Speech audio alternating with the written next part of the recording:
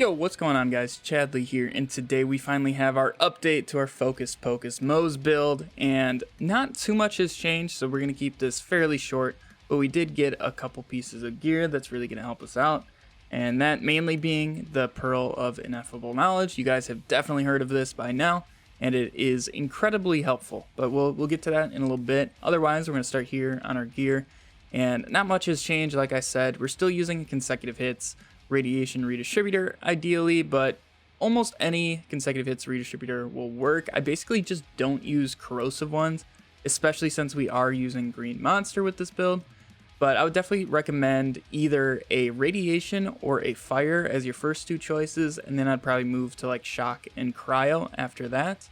But if you can get your hands on those work perfectly fine. Also, if you can't get your hands on a consecutive hits redistributor, a much easier option is a shock or radiation Rowan's Call with 125 incendiary for the next two mags after leaving Iron Bear. That actually shreds true takedown, and honestly I've debated using that sometimes over this redistributor, but I always find myself going back to the redistributor as it is one of the strongest SMGs in the entire game. And then obviously what this build is named after is our hyper focuses down here. And like always, we're going to be using consecutive hits shock and consecutive hits corrosive. I definitely recommend those over 125 incendiary, just because during the Wotan fight, you are going to be swapping between them. But say you're like just farming bosses or just in general mobbing with these, then I would definitely try to get your hands on 125 incendiary so you can get that extra projectile basically at all times. And then finally for this fourth slot, I still like to just use the Scourge in case I get really overwhelmed with enemies. It's not too bad to keep up with the enemies with the redistributor, but in case there's ever like a moment where I really need some serious crowd control, I'll pull this out and just shoot away. But this fourth slot, you can seriously put basically anything. If you guys want to use a Kibs, you can use a Kibs. Lead sprinklers, boom sickles, lobs, literally anything. Whatever sounds fun to you guys, throw it in this fourth slot, and you guys will be good to go. And then moving down to our shield, I still like to use the big boom blaster because none of these really do splash. And we're going to need the grenades for healing and consecutive hits. The grenades in this build are not for dealing damage, they are for utility with healing and ammo regen, stuff like that. So having the big boom blaster give us grenades back is huge.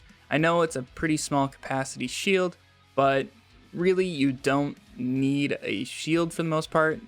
Vampire with a cloning maddening tracker works perfectly fine. See, I'm still using a level 53 version. I haven't gotten an updated anointed 57 version, so it really doesn't matter about the damage on the cloning maddening tracker. It's purely utility. Also, if you guys are trying to get like the perfect big boom blaster, I highly recommend Trigger Happy and Power Charge. I believe it can roll with double, so if you can get like double Trigger Happy, that would work also. But I really do like Trigger Happy and Power Charge because a lot of times our shield is gone, so we get that fire rate bonus, which is actually a lot more damage.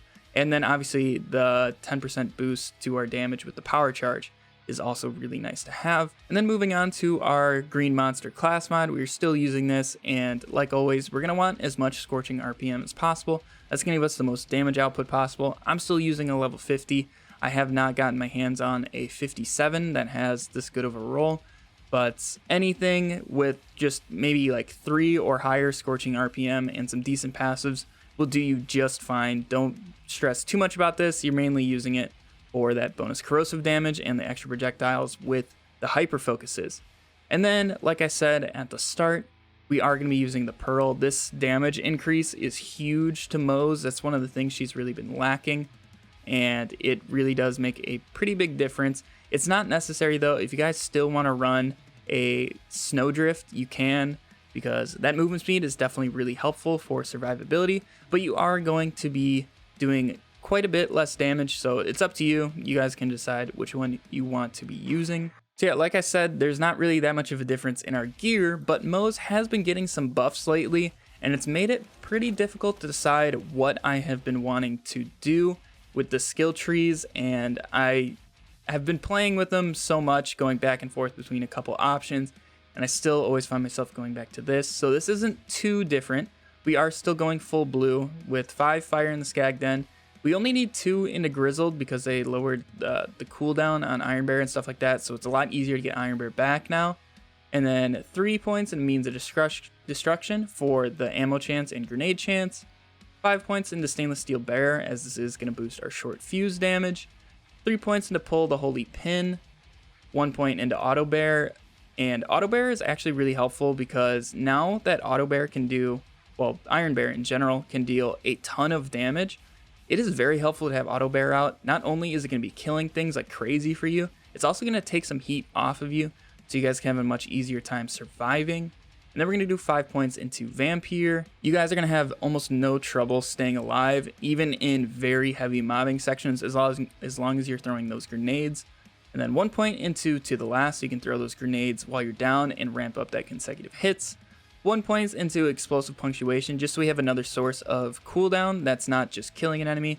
This works during like boss fights and stuff like that. And then, like I said, Short Fuse for that extra damage. This is definitely one of her best skills. And then we're going to move on to our red tree over here. We're going to do 5 points into Armored Infantry, 5 points into Drowning in Brass, as this is a huge damage buff right here. And then we're going to do 1 point into Experimental Munitions. This got buffed up to 15%, which is pretty huge. And then also 1 point into Full Can of Whoop Ass. This is going to help you guys get a little bit more survivability. If you get in trouble and you're about to die, just hop into Iron Bear, because 9 times out of 10, it's going to be back and ready to go for you. And you guys can get your survivability back. And then also, we are going to be using the Railgun with the Capacitive Armature. This combo right here is ridiculous for mobbing and anything. You can hit over 1 million damage with Iron Bear. It's a little ridiculous. And then Auto Bear has like legit aimbot, and it's not really going to miss any enemies, which is really cool. And it's really good for helping you clear out tons of mobs super fast. Now finally, onto our green tree here. We're going to do 5 points into Cloud of Lead, 3 points into Stoke the Embers, 1 point into Redistribution, 1 point into Scrappy, just so we can get that weapon swap speed, as that is pretty helpful during the Wotan fight and just in general swapping between our hyper focuses. 5 points into Scorching RPMs for that fire rate and crit damage, and also the Iron Bear damage is huge. And then at that point, we're only going to have 1 point left, and like you could do Russian Offensive, it's not super helpful. You could do 1 point Iron Bank, but that's not that much magazine size. I found the best point to use that on is Specialist Bear. That 60% Iron Bear damage is huge with the Railgun. Your Iron Bear, like I was saying, can do a ton of damage and really actually help you out when it's in Auto Bear form. And even if you guys want to just be using Iron Bear, you definitely can. But even though Iron Bear can do a ton of damage now, it is still incredibly squishy. In most cases, more squishy than Flax Pets, especially in like True Takedown. So normally I don't like to sit in Iron Bear too long when I'm doing that, but if I'm just like running around mobbing in normal mayhem mode on any of the planets, then I'll use Iron Bear. But in the Takedown, I like to just go in and out of Iron Bear and let Auto Bear do all the work. But that's really all for our gear and skills, and like always, I'm going to run through True Takedown with you guys just so you can see how I play it. I'm going to turn on True Takedown. Our modifiers are shotgun damage and enemy accuracy, and then I will see you all at the gate. Alright, we're here at the gate. I like to hop into Iron Bear right before, just so it can help me take out some of these initial guys, and I can start off with some bonus elements. But this build, you really don't need to be going in and out of Iron Bear every single chance you can get. It definitely helps if you guys want to do the most damage possible. You do want to go in and out of Iron Bear as much as you can, but you really don't need to.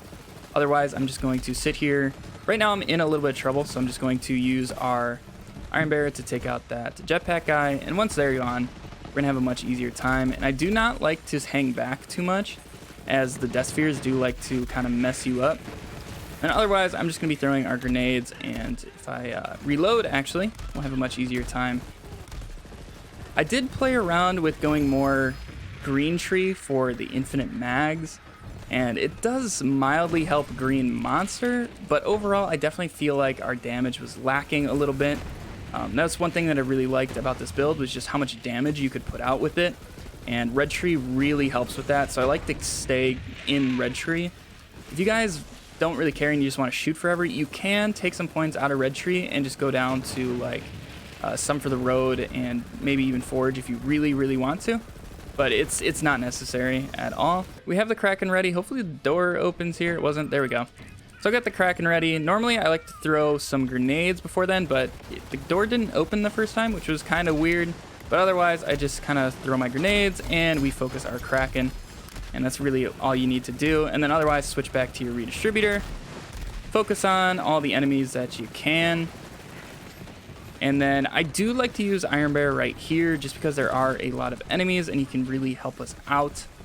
And then we'll go in and out, and then our Iron Bear can hopefully start hitting some railgun shots. There we go. And the armature augment for chaining those is really huge too. So I definitely recommend that as your Iron Bear weapon. Well, I was just looking at our Kraken loot, and now this is going to be in the save file. I actually didn't have one of these. So if you want to replace the redistributor with this, if you guys like the Rowan's Call a little bit better, you definitely can. But otherwise, we're going to drop down to our Krakens right here. And I like to jump into Iron Bear. I'll shoot them once with the railgun, jump out, and then in a couple shots, they'll be immune and we can keep moving on. And this part really isn't too bad as long as you guys are throwing your grenades. Honestly, the biggest trouble with this entire part is the Malawan guys with the shields. You'll get a ton of bullets reflected back at you, but for the most part, it's really not an issue. And I do like to do some damage to these guys pretty quick, so I would like to go in and out of Iron Bear. And I'll switch over to our corrosive one, and if he stops moving, we can melt through him pretty quick. The biggest limiting factor to our damage right there is how cooperative they want to be with their movements. Sometimes they do like to be like ice skaters and just go back and forth. Then I'll go into Iron Bear, and because the dogs are one of the more difficult ones up there with the shield guys, but once you have them taken care of, it's not that big of a deal. And we can move on to Hill Deer here. And sometimes I'll just stay on the shock one. Unfortunately, I did need to reload right there.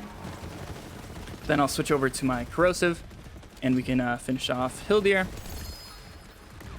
And then we got this group right here, so I'm going to pull out our redistributor again, throw our grenades, and it's really not that bad. The survivability is pretty darn nice with this build as long as you are throwing the grenades.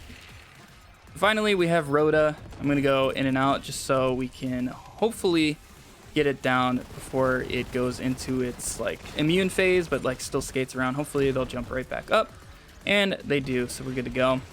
And Iron Bear is actually really going to help us out right here with the railgun on these groups. So I do like to have Iron Bear out for this. And there we go. We just have all of the groups done, and now we can move on to our Valkyries. And you can see how much damage the railgun can do to armored targets there. Otherwise, I'm just going to pull out our hyper focus and spray them all down, and we are done with Valkyries at easily. So yeah, like always, I'm going to end the build video there, because if I keep going, this video is going to be 25 minutes long. But otherwise, I'm going to give you some tips for the bridge and Wotan. For the bridge, just use the redistributor or Rowan's on everybody, and then once the Death Sphere spawn, I always like to focus them, as they are one of the bigger issues. Them and War Dogs are your two biggest issues on the bridge. But once you focus them, Auto Bear is really going to help you out with those. And you guys can move on to Wotan. Wotan, I just like to hop into Iron Bear whenever I can, which is right before the initial start of the fight. And then I'll use it again when he jumps up onto one of the pillars. And then also again, right before I go up the elevator to take out the inner shield of the double shield phase. And then I'll do it one more time for like the lower half of Wotan himself. Normally you can take out the upper half pretty easily if you do the Iron Bear right before the lift and just focus on the upper half during the split. Yeah, hopefully you guys enjoyed this build. There wasn't too much of a change in terms of gear, but with the recent buffs to Moze and some of the gear that's been involved with DLC 2, this build has gotten a huge buff, even though there's not that much change. So it's been really nice to see these changes to Moze. Hopefully they keep going.